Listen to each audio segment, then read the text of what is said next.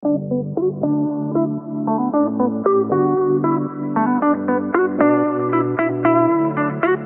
selamat datang di video kami. Kami dari Kelompok 2 ingin menjelaskan tentang bagaimana sih hubungan antara agama dan kebudayaan. Seperti yang kita tahu, kita ini hidup di Indonesia, memiliki banyak agama dan kebudayaan. Agama yang ada di Indonesia ini ada agama Islam, ada agama Kristen, agama Protestan, Hindu, Buddha, Konghucu, dan kepercayaan lain yang dianut oleh masyarakat. Kemudian, tak lepas dari itu, masih ada kebudayaan juga yang sangat beragam, sehingga saya tidak bisa menyebutkan satu-satu. Untuk menyebutkan secara detail, saya memiliki beberapa partner yang nantinya akan membantu menjelaskan tentang bagaimana definisi dari agama, definisi dari kebudayaan, dan bagaimana hubungannya, serta bagaimana contoh konkretnya. Tapi sebelum memasuki penjelasan, lebih baiknya kita bertanya kepada masyarakat sekitar tentang pemahaman mereka, apa yang mereka ketahui sih tentang agama ataupun kebudayaan. Oke, tanpa lama-lama langsung saja kita let's go.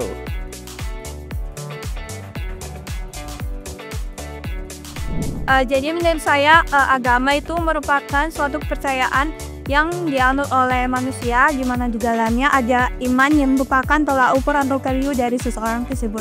Terima kasih. Agama menurut saya itu kepercayaan yang membantu manusia untuk menjalani hidup dan menjalin hubungan dengan Tuhan. Menurut saya, yang saya ketahui tentang kebudayaan adalah karya yang diciptakan oleh manusia, lalu karya tersebut itu diwariskan kepada masyarakat yang mencakup tentang aspek agama, pengetahuan, sosial, budaya, dan lain-lain. Terima kasih.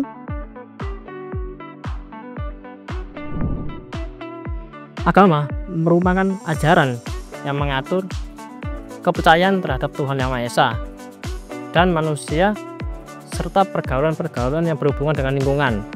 Agama punya banyak peran, salah satunya sebagai penolong. Orang yang lemah imannya akan cenderung menyesali dalam kehidupannya karena banyak sekali ujian dalam cobaannya. Berbeda dengan orang yang imannya lebih kuat, beliau akan jauh lebih menerima keadaannya karena mereka percaya bahwasanya semua ujian adalah cobaan dari Tuhan Yang Maha Esa. Kedua, agama sebagai pembimbing dalam hidup. Agama mengajarkan berbagai banyak sekali ilmu yang bisa dijadikan sebagai pedoman sehingga kehidupan jauh lebih harmonis. Dan ketika kita mengalami berbagai permasalahan, kita akan jauh lebih kuat untuk menghadapinya. Yang ketiga, sebagai moral. Agama menjunjung tinggi moral dalam berperilaku, mulai dari tata cara berpakaian atau tata cara ucapan agar tidak merugikan orang lain. Nah, selanjutnya adalah kebudayaan.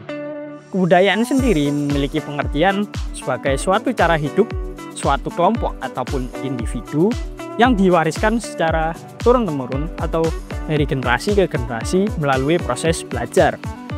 Kebudayaan mencakup banyak hal. Contohnya seperti kebudayaan agama ataupun lisan, lalu ada seni, bahkan juga seperti peninggalan-peninggalan arsitektur. Kebudayaan di Indonesia sendiri contohnya itu seperti ada penampilan wayang kulit, lalu upacara sekaten, dan juga tarian-tarian tradisional seperti itu. Nah, agama dan kebudayaan sendiri adalah dua hal yang tidak bisa terpisahkan. Di Indonesia sangat bisa terlihat sekali keberagaman antara agama dan budaya tersebut. Nah, karena banyaknya keberagaman ini seringkali bisa menyebabkan atau menimbulkan adanya konflik yang timbul di masyarakat. Untuk mengatasi hal tersebut, dibutuhkan yang namanya akulturasi budaya. Akulturasi budaya adalah penggabungan dua budaya atau lebih tanpa menghilangkan budaya yang sebelumnya ataupun budaya aslinya. Contoh konkret dari akulturasi budaya yang bisa kita lihat sampai saat ini adalah Masjid Cengho di Surabaya.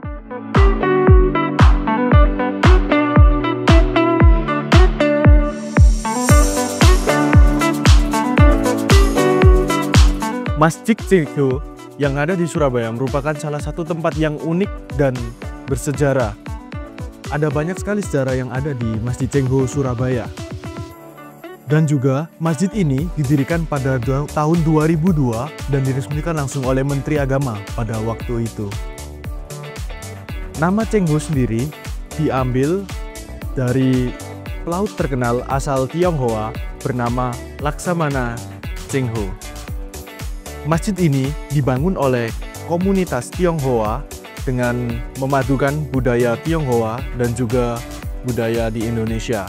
Ini merupakan salah satu bentuk hubungan agama dan kebudayaan dalam masyarakat di Indonesia.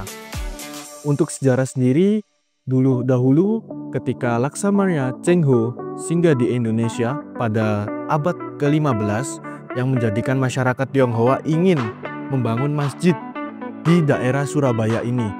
Di Masjid Cengho sendiri ini merupakan salah satu bentuk multikultural yang ada di Indonesia.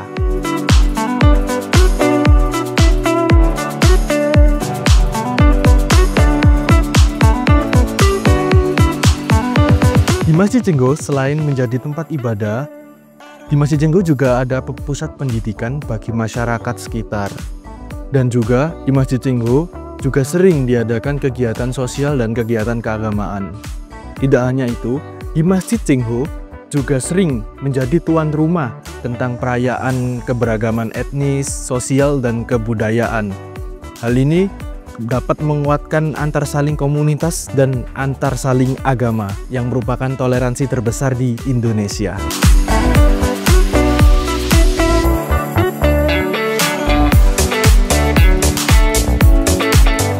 Masjid Cengho merupakan menjadikan simbol salah satu masjid di Indonesia yang mencerminkan toleransi beragama antar umat manusia dan juga menyatukan kebudayaan Islam di Indonesia dan juga kebudayaan Tionghoa.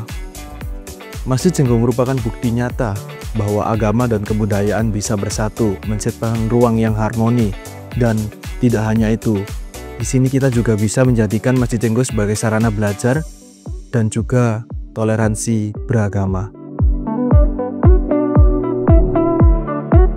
Nah, jadi dari berbagai penjelasan yang telah disampaikan oleh teman-teman saya, dapat ditarik kesimpulan bahwa dari agama sendiri itu merupakan suatu tata keimanan dan peribadahan kepada Tuhan Yang Maha Esa setiap manusia terhadap juga lingkungan yang ada di sekitarnya.